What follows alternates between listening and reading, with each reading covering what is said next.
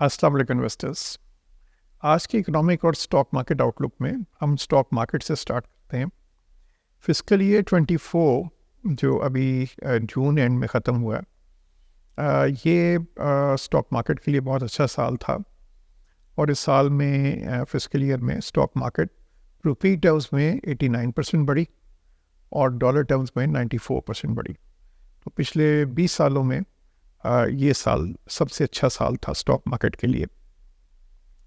Coming to some of the economic numbers, अगर हम inflation की बात करें तो इन्फ्लेशन जो फिस्कल ईयर 23 में 29% थी और फिस्कल ईयर 24 जो भी ख़त्म हुआ है उसमें तकरीबन 23% थी। और हमारा अपना ये ख्याल है कि जो फिस्कल ईयर 25 जो अब स्टार्ट हुआ है इसमें इन्फ्लेशन तकरीबन 15% के करीब रहेगी। और इसमें जो 2-3 रीज़न्स हैं अभी भी रिलेटिवली इन्फ्लेशन थोड़ी हाई होने की। उसमें एक तो टैक्सेस जो काफ़ी लगे हैं बजट में, उसका इम्पेक्ट इन्फ्लेशन पे आता है। जो यूटिलिटी प्राइसेस बढ़नी है उसका इम्पेक्ट आएगा इन्फ्लेशन पे।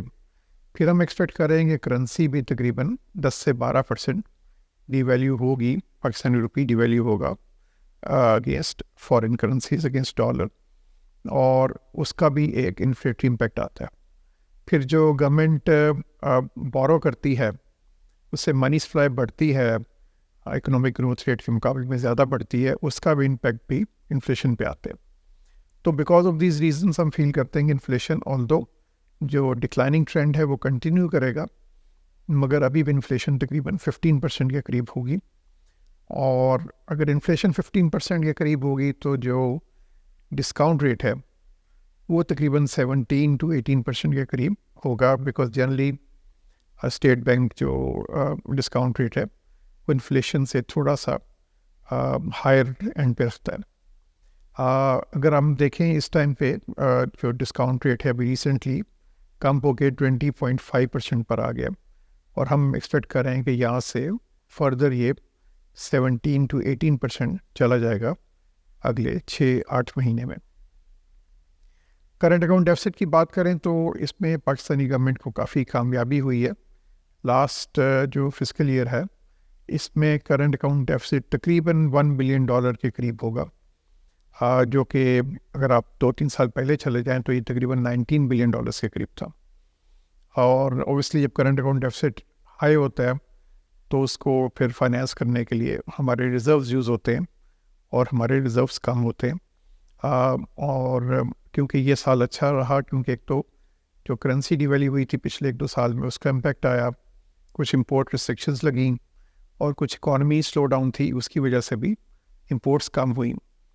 तो ऑल इन ऑल इसकी वजह से हमारा करंट अकाउंट डेफिसिट काफ़ी मैनेजेबल रहा। और हमारा ख्याल है कि जो फिस्कल ईयर 25 है उसमें भी current account deficit reasonably well managed होगा, तकरीबन 2.5 बिलियन से $3 बिलियन के करीब होगा। थोड़ा सा हम एक्सपेक्ट कर रहे हैं कि इकॉनमी ग्रो करेगी और उसकी वजह से थोड़ी इंपोर्ट्स बढ़ेंगी और थोड़ी सी एक्सपोर्ट्स अंडर प्रेशर भी रहेंगी। जो भी ओवरऑल सिचुएशन है उसकी वजह से अभी एक्सपोर्टर्स पर जो थोड़ा टैक्स भी बढ़ा है उसका भी इम्पैक्ट आ सकता है। तो बट फिर भी हमारा जो ओवरऑल करंट अकाउंट डेफिसिट है वो $2.5 बिलियन के करीब होगा, जो कि मैनेजेबल है।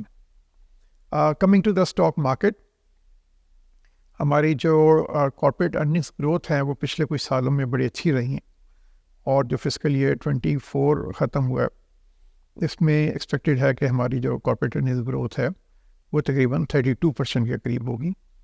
और हम एक्सपेक्ट कर रहे हैं कि फिस्कल ईयर 25 में जो कॉर्पोरेट अर्निंग्स ग्रोथ है वो तकरीबन 5-6% के करीब होगी। अगेन कम होगी क्योंकि एक हाई बेस इफेक्ट है पिछले कुछ सालों में, क्योंकि कॉर्पोरेट अर्निंग्स बहुत बड़ी हैं, उसका एक बेस इम्पैक्ट भी है। दूसरा ये है कि जो अभी टैक्सेस बढ़े हैं और थोड़ा ओवरऑल स्लो डाउन है इकॉनमी का, उसका इम्पैक्ट भी है। मगर कैश फ्लो हम फील करते हैं कंपनीज़ की ओवरऑल इंडेक्स की अच्छी होगी, स्पेशली अगर सर्कुलर डेट क्लियर हुआ तो उससे काफ़ी बड़ी कैश फ्लो आएगी कुछ ऑयल एंड गैस कंपनीज के पास, और उसकी वजह से ओवरऑल जो कैश फ्लो है, जो ग्रोथ है स्टॉक मार्केट के लिए, वो डबल डिजिट्स हो सकती है। अगर हम वैल्यूएशन देखें तो अभी भी स्टॉक मार्केट काफ़ी इफेक्टिव है, और हम फील करते हैं कि IMF प्रोग्राम होने के बाद स्टॉक मार्केट अपने आप को री रेट करेगी, और इसमें फर्दर स्टॉक मार्केट में अपसाइड नज़र आएगी। और अभी जो बायर्स हैं, अगर आप देखें तो generally insurance companies, mutual funds, pension funds और individual investors and even foreign investors, they are all buyers at this time. Demand ज़्यादा है और सप्लाई कम है, और इसकी वजह से हम एक्सपेक्ट करते हैं कि शेयर प्राइसेस यहाँ से अगले फिस्कल ईयर में फर्दर बढ़ेंगी।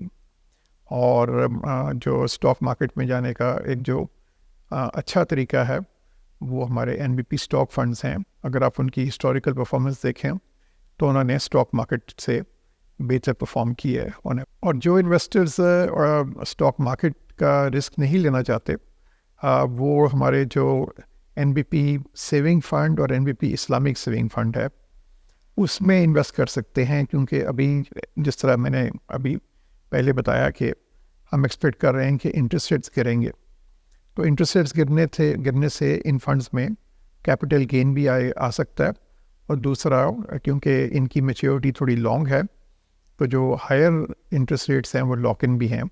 सो ये फंड्स, NBP सेविंग फ़ंड और NBP इस्लामिक सेविंग फ़ंड, उन इन्वेस्टर्स के लिए फ़ायदेमंद हैं जो एक अच्छा रिटर्न कमाना चाह रहे हैं मगर स्टॉक मार्केट का रिस्क नहीं लेना चाह रहे। Thank you very much.